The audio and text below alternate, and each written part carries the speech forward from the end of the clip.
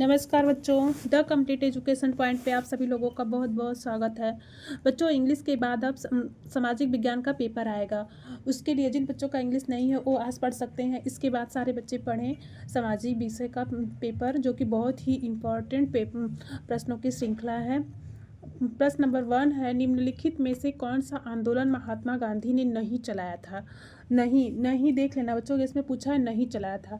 तो महात्मा गांधी ने असहयोग आंदोलन चलाए थे, सविनय आयोग ये भी चलाए थे, चंपारण आंदोलन ये भी चलाए थे, खिलाफत आंदोलन ये नहीं चलाए थे। इसमें ऑप्शन डी होगा खिलाफत आंदोलन। आप लोगों का आंसर होगा खिलाफत आंदोलन।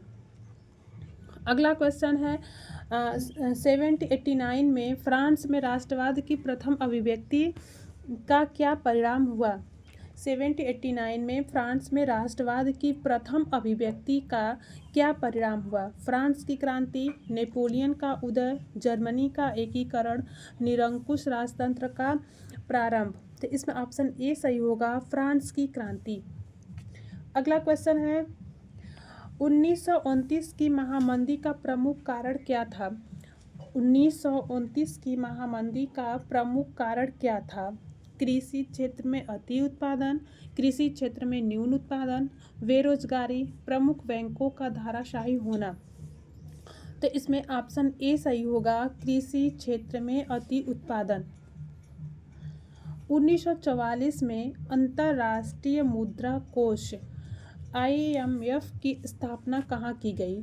1944 में अंतर्राष्ट्रीय मुद्रा कोष IMF की स्थापना कहाँ की गई। ब्रिटेन में, संयुक्त राज्य अमेरिका में, फ्रांस में, भारत में। तो कहाँ की गई थी बच्चों, संयुक्त राज्य अमेरिका में। इसमें ऑप्शन बी सही होगा, संयुक्त राज्य अमेरिका में। अगला क्वेश्चन है, श्रीलंका में निम्नलिखित में से कौन सा समूह अल्पसंख्यक है। श्रीलंका में निम्नलिखित में से कौन सा समूह अल्पसंख्यक है। इसमें पूछा है बच्चों, अल्पसंख्यक कौन सा समूह है, किस राज्य में, श्रीलंका में। तो इसमें ऑप्शन ए है तमिल, ईसाई, सिंघल, मुस्लिम। तो ऑप्शन ए सही होगा, तमिल। अगला क्वेश्चन है, निम्नलिखित में से कौन सा संघीय राज्य नहीं है। संघीय राज्य पूछा बच्चों, निम्नलिखित में से कौन सा संघीय राज्य नहीं है। नहीं पे हमेशा ध्यान रखना, इसमें पूछा है नहीं है। तो मणिपुर, हिमाचल प्रदेश, दिल्ली, त्रिपुरा। तो इसमें ऑप्शन सी सही होगा, दिल्ली। अगला क्वेश्चन है, निम्नलिखित में से किस व्यवस्था के लिए राजनीति दल आवश्यक शर्त है। निम्नलिखित में से किस व्यवस्था के लिए राजनीतिक दल आवश्यक शर्त है। क्या राजतंत्र के लिए, लोकतंत्र के लिए, तानाशाही के लिए, मानवतावाद के लिए। तो इसमें ऑप्शन ए सही होगा, राजतंत्र के लिए, न कि लोकतंत्र, न कि तानाशाही, न कि मानवतावाद। इसमें ऑप्शन ए सही होगा, राजतंत्र के लिए। अगला क्वेश्चन है, निम्नलिखित में से किसका संबंध लोकतंत्र में नहीं है। इसमें किसका संबंध लोकतंत्र में नहीं है। तो जनमत का, राजनीति दल का, उत्तरदायी शासन का, बहुसंख्यकों का शासन। तो इसमें ऑप्शन बी सही होगा, राजनीतिक दल का।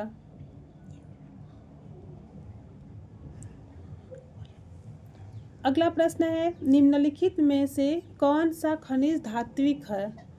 निम्नलिखित में से कौन सा खनिज धात्विक है। कोयला, अभ्रक, चूना पत्थर, लौह अयस्क। ऑप्शन डी सही होगा, लौह अयस्क।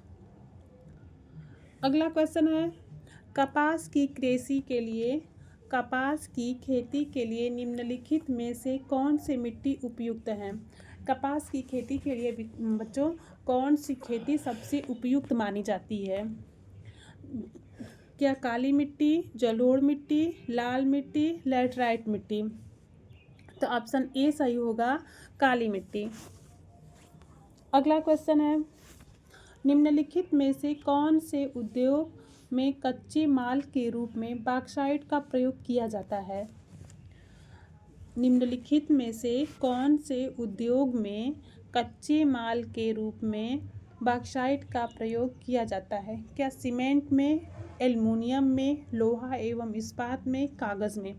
तो ऑप्शन बी सही होगा, एल्युमिनियम में।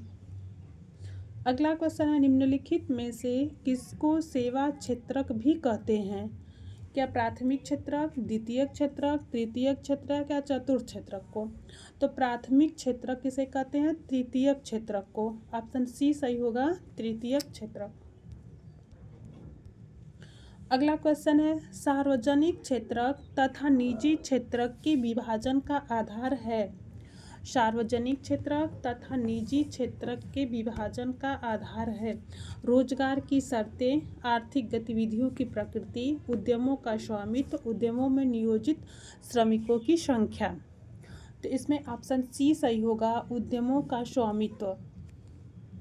अगला क्वेश्चन है, एजेंडा 21 का संबंध किससे है?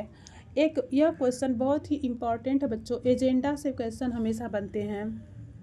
वेरी वेरी इम्पॉर्टेंट एक क्वेश्चन है कि एजेंडा 21 का संबंध किससे है?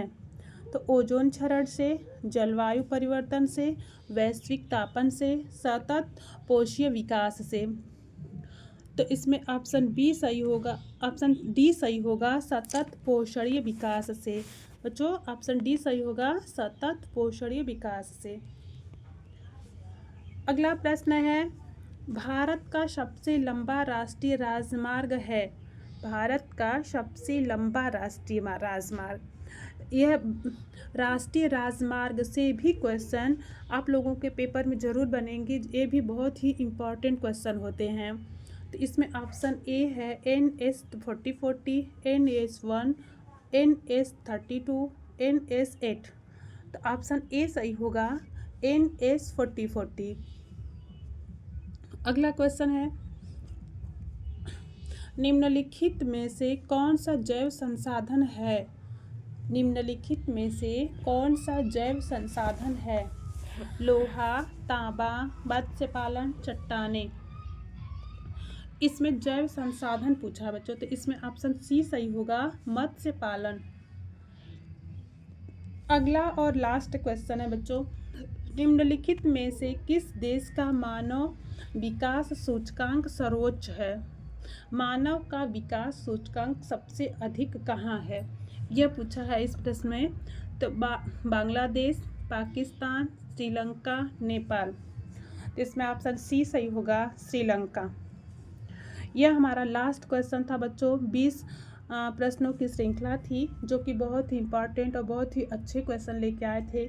इसी तरह जब तक SST का पेपर आप लोगों का होगा, हर रोज़ एक अच्छी से अच्छी वीडियो लेके आएंगे बच्चों। देखना ना भूले। जय हिंद, जय भारत।